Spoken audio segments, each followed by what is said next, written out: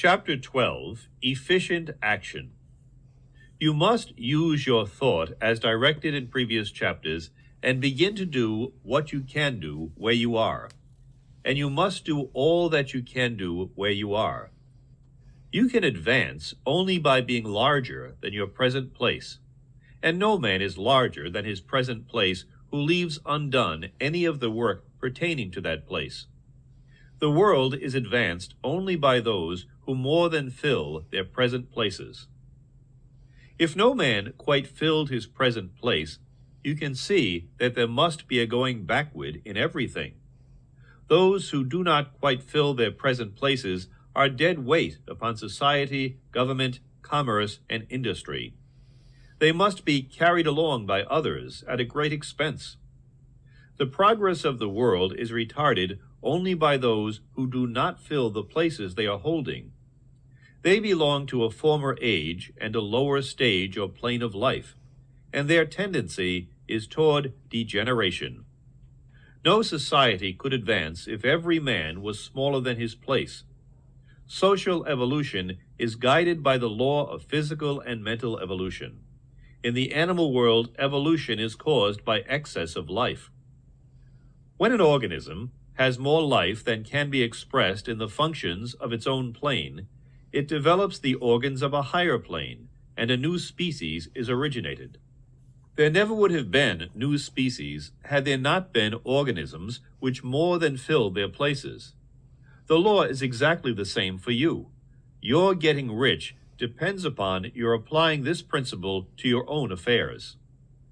Every day is either a successful day or a day of failure, and it is the successful days which get you what you want.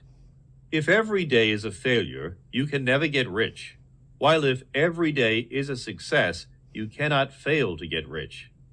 If there is something that may be done today, and you do not do it, you have failed insofar as that thing is concerned, and the consequences may be more disastrous than you imagine. You cannot foresee the results of even the most trivial act. You do not know the workings of all the forces that have been set moving in your behalf. Much may be depending on your doing some simple act. It may be the very thing which is to open the door of opportunity to very great possibilities. You can never know all the combinations which supreme intelligence is making for you in the world of things and of human affairs.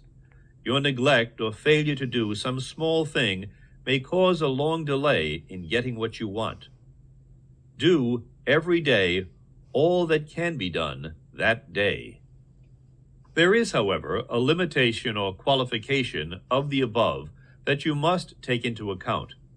You are not to overwork, nor to rush blindly into your business in the effort to do the greatest possible number of things in the shortest possible time. You are not to try to do tomorrow's work today, nor to do a week's work in a day. It is really not the number of things you do, but the efficiency of each separate action that counts. Every act is, in itself, either a success or a failure. Every act is, in itself, either effective or inefficient. Every inefficient act is a failure, and if you spend your life in doing inefficient acts, your whole life will be a failure. The more things you do, the worse for you if all your acts are inefficient ones.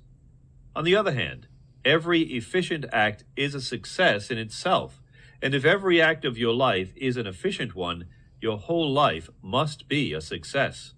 The cause of failure is doing too many things in an inefficient manner and not doing enough things in an efficient manner. You will see that it is a self-evident proposition that if you do not do any inefficient acts, and if you do a sufficient number of efficient acts, you will become rich. If now it is possible for you to make each act an efficient one, you see again that the getting of riches is reduced to an exact science like mathematics. The matter turns then on the questions whether you can make each separate act a success in itself, and this you can certainly do. You can make each act a success because all power is working with you, and all power cannot fail. Power is at your service, and to make each act efficient, you have only to put power into it. Every action is either strong or weak, and when everyone is strong, you are acting in a certain way which will make you rich. Every act can be made strong and efficient by holding your vision while you are doing it, and putting the whole power of your faith and purpose into it. It is at this point that the people fail who separate mental power from personal action. They use the power of mind in one place and at one time, and they act in another place and at another time. And so their acts are not successful in themselves. Too many of them are inefficient. But if all power goes into every act, no matter how commonplace, every act will be a success in itself.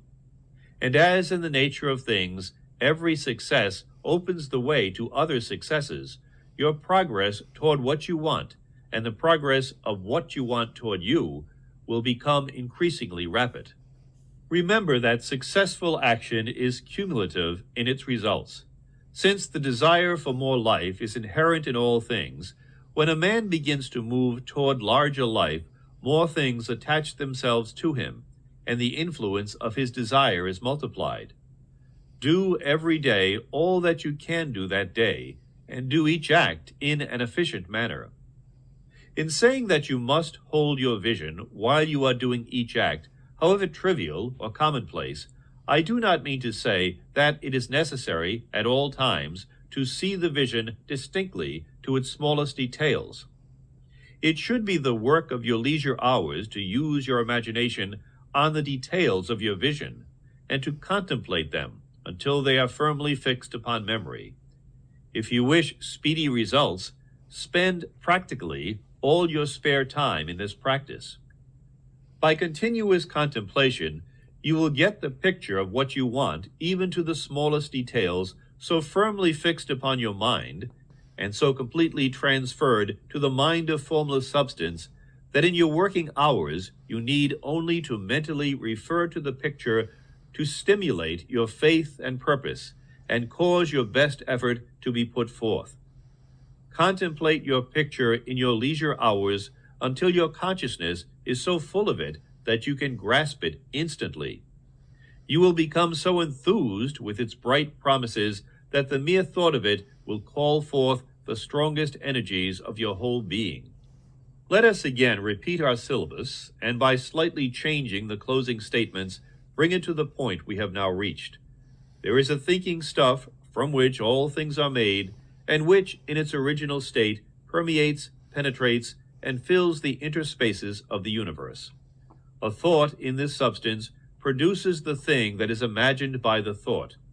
Man can form things in his thoughts, and by impressing his thought upon formless substance, can cause the thing he thinks about to be created. In order to do this, man must pass from the competitive to the creative mind. He must form a clear mental picture of the things he wants, and do, with faith and purpose, all that can be done each day, doing each separate thing in an efficient manner.